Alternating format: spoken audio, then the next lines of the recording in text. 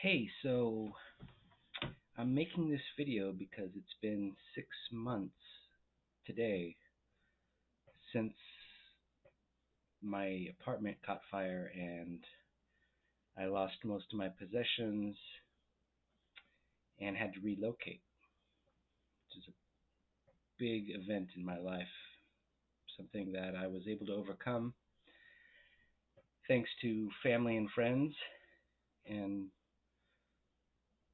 thanks a little bit to my own gumption or whatever you want to say. September 26th, I was in Santa Rosa that day working as an outside sales rep, and I got a call from my landlord, and they said, "My there's been a fire at the building today, and that my unit has been destroyed." And I didn't believe it at first. I was like, I don't remember exactly what I said. I said like something like, "Are you serious or are you joking?" You know? And he was like, "No, no, I'm serious. Your unit's been destroyed." And then he told the fire department that there was a black cat, Stormy, but the fire department said they hadn't seen her. And that's when it kind of hit me. And I just remember I started rocking back and forth and saying, "Oh my God, oh my God, oh my God."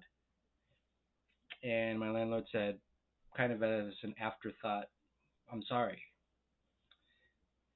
Not much emotion behind it, just kind of felt like, oh, this is the thing I'm supposed to say right now. So I was a bit discombobulated. I just started driving, and I soon realized I didn't know where I was going because my brain was just overactive, and I also needed to get gas. So I remember getting on the freeway and I pulled over and I put home in the GPS, and it turned out I was going the wrong way. So I followed the GPS. Like I said, I needed to get gas, so I pulled over and got gas. It seems such a weird, trivial little task. I'm like, oh, I could put gas in my car right now. Like my apartment burned down, and I don't know if Stormy's alive or not. I don't know what survived, but it's like, I gotta put gas in the car. And while I was doing that, I got a call from the landlord, and he was just like, he asked something like, "How far away are you?" I said, "About an hour." Santa Rosa is about an hour away from Oakland. And I asked, like, how bad is it? Like, do I, what about my stuff? And he goes, "Well, my workers are throwing your stuff out the window right now." And I was like, that was not comforting to me. So I'm driving home. I called my mom, frantic. I remember the tone of my voice when I was talking to her. It's just like, "Oh my God, my apartment's burned down." I called my best friend Linda. They were both very supportive. Um, Shout out to my mom and to Linda. It was a very long drive home. I mean, like I said, it was only an hour, but it felt like a lot longer because, and the closer I got, the more freaked out I was because it was like, what am I going to see? Like, I didn't know what to expect. Um, as I was driving, the, somebody called me and said the Red Cross was going to reach out. And when I got back, the first thing I did was look for Stormy. I was looking for Stormy. I saw that there was nothing in my living room left. Either it was been thrown out the front of the window or it was thrown into the kitchen because, well, I had a wooden floor and the landlord really, really likes that wooden floor and doesn't want it to get damaged. So all my belongings, whatever, out the window or into the kitchen, sorted out later. Got to protect the floor. But anyway, I wasn't really thinking about my stuff too much at that point. My main priority was Stormy, and I just remember looking around for in her little It actually, I looked in the cabinet that she emerged from 3 days later. I didn't see her there. I don't know if she was there, just way in the back, but I was looking all over for her. Couldn't find her. The Red Cross came and they asked me a bunch of questions. I had to fill some stuff out. I think they put $500 in my banking account, which is nice, I guess. But it was kind of like a hassle dealing with the Red Cross. I was still processing what had happened, and I would be processing for what had happened for a long time. It's like all my stuff was, well, the majority of my stuff was gone, and like that, and I didn't know if Stormy was alive or dead. I didn't know what to do because you can't just like, oh well, start cleaning up now. It's like things like this, the rafters, like the roof was gone, like there was like fire debris. All my stuff was just piled on top of each other. It was like um, rubble almost. It was like um, I remember sitting on the stairs for a while. I do remember taking pictures and posting it on Facebook because I remember thinking I'm gonna need help. I need to document this. Um, I eventually ended up asking neighbors if they'd seen a little black cat. Um, One of my neighbors said, "Yeah, up the road," and I on the side of the street up the road, and I just ran up there and I saw what I thought was Stormy, a little black cat who had been run over by a car, like run over.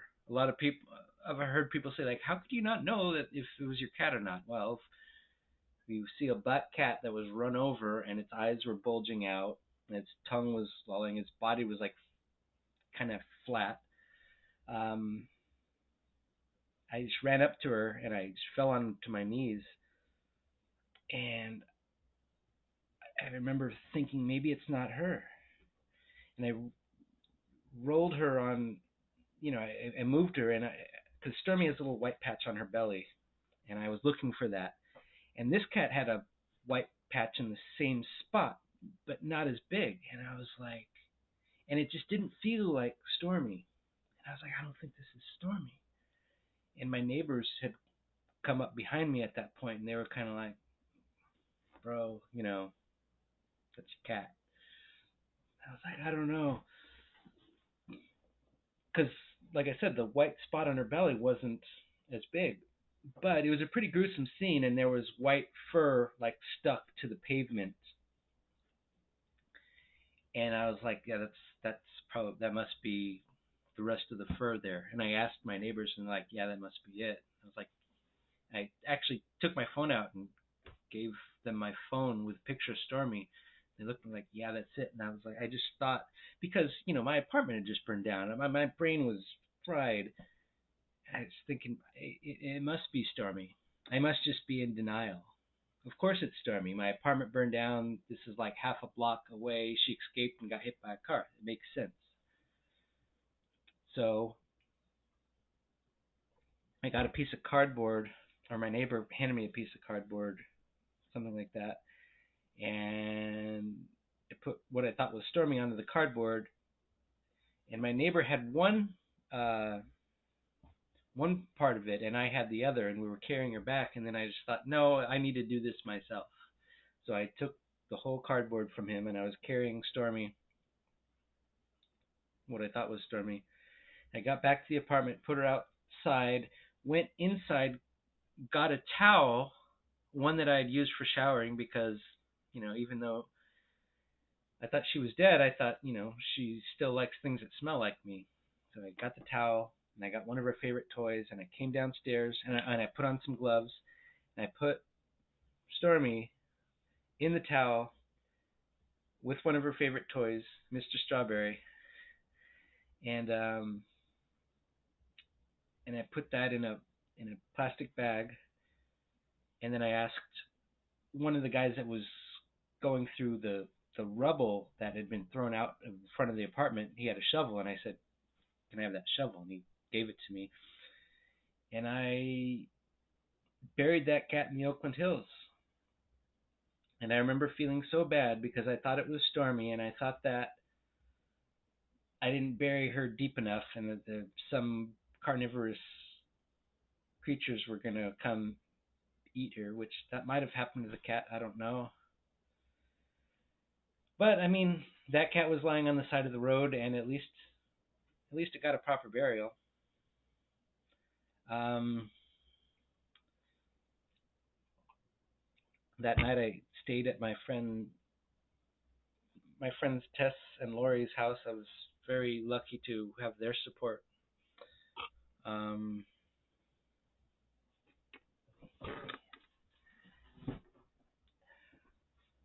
I was just trying to go to sleep that night, and my heart was just pounding. And part of that might have been the couple shots of whiskey that I had, but I think it was a lot more than that too. And over the next couple days, I tried to go through the wreckage, the rubble, whatever you want to call it, with the remains. I was able to salvage a lot of my kitchen stuff. My clothes smelled like smoke, but they were totally ruined, at least not all of them. It took weeks and months to figure out what I had lost because it's like my backpack, for example, I don't use that every day. So it wasn't until I last month when I was taking a trip to Vegas, so I was like, oh, I need to get my backpack, and I'll put stuff in the backpack, and I'm like, oh, I don't have my backpack. I must have lost it in the fire. I mean, there's probably still stuff that I don't realize is gone 6 months later because it's like when you lose most of your stuff, it's devastating. I guess is a good word for it, and it takes a long time to wrap.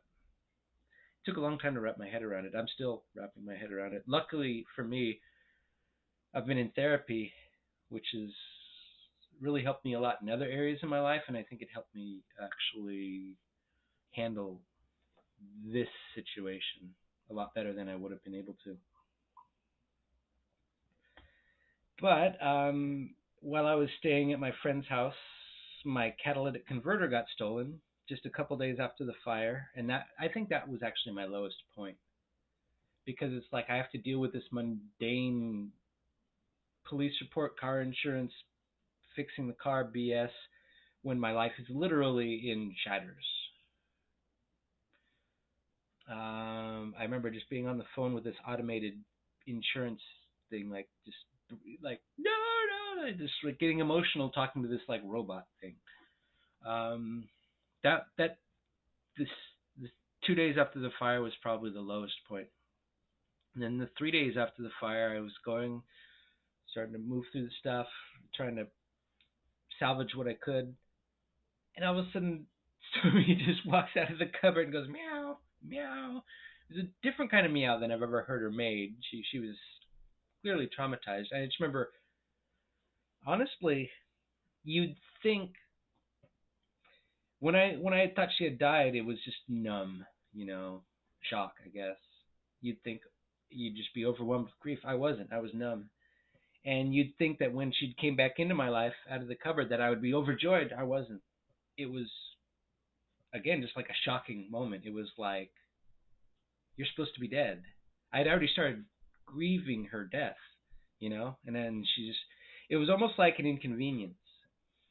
Obviously, I'm very happy to have Stormy back in my life, and I love her lots and lots.